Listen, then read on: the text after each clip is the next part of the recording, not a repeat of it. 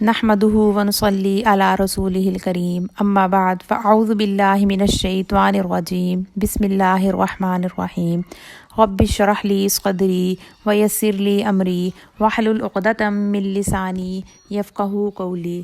آج پھر ہم اللہ کے خوبصورت نام کے ساتھ آپ کی خدمت میں حاضر ہیں۔ آج ہم اللہ کے نام العزیز پر بات کریں گے۔ العزیز کا معنی ہے عزت والا، غلبہ والا، قوت والا۔ حقیقت یہ ہے کہ عزت ساری کی ساری اللہ رب العزت کے لیے ہی ہے۔ قرآن مجید میں آتا ہے من کان یرید العزت فللہ العزت جمیعا، جو شخص عزت چاہتا ہے تو عزت ساری اللہ سبحانہ تعالیٰ کے لیے ہے۔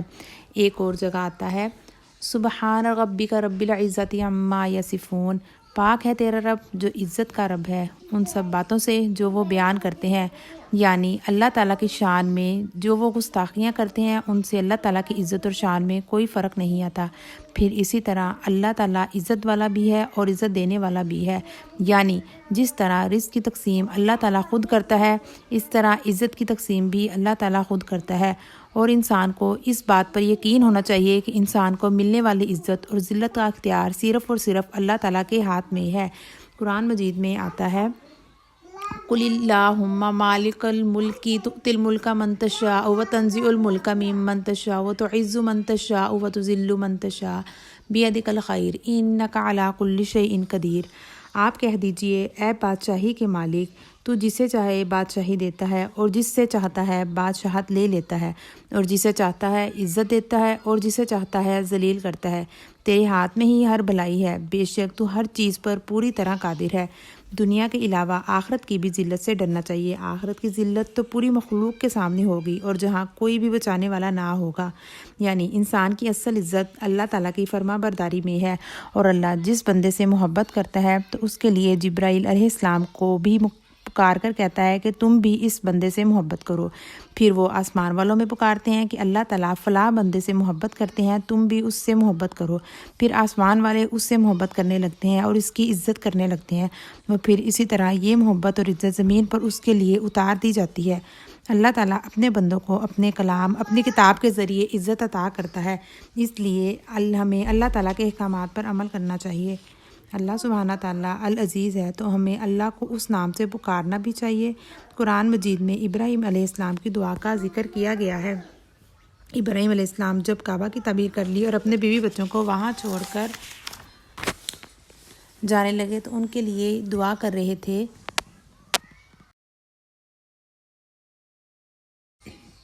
ربنا وبعث فیہم رسولا منہم یتلو علیہم آیاتک ویعلمہم الکتاب والحکمت ویزکیہم انک انت العزیز الحکیم۔ یا اللہ ان کی نسلوں میں ایک رسول بھیجنا جو انہی میں سے ہو، جو ان پر تیری آیات پڑھے اور انہیں کتاب و حکمت سکھائے، انہیں پاک کرے، بے شک تو سب پر غالب کمال حکمت والا ہے۔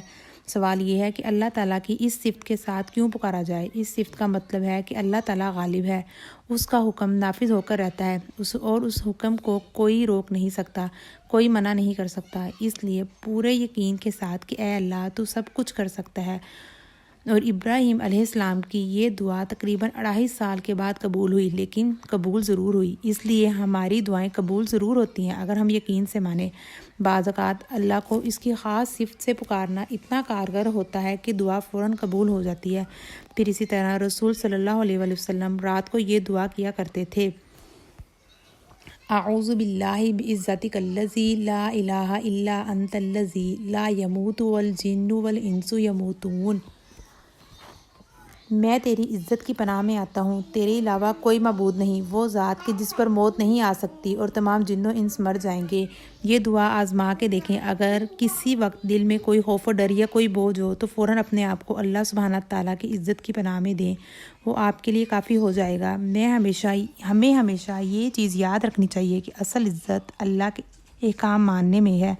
قرآن مجید میں اللہ تعالیٰ فرماتے ہیں ان اکرمکم عند اللہ اتقاکم، تم میں سے اللہ کے نزدیک سب سے زیادہ عزت والا وہ ہے جو سب سے زیادہ اللہ سے ڈرنے والا ہے۔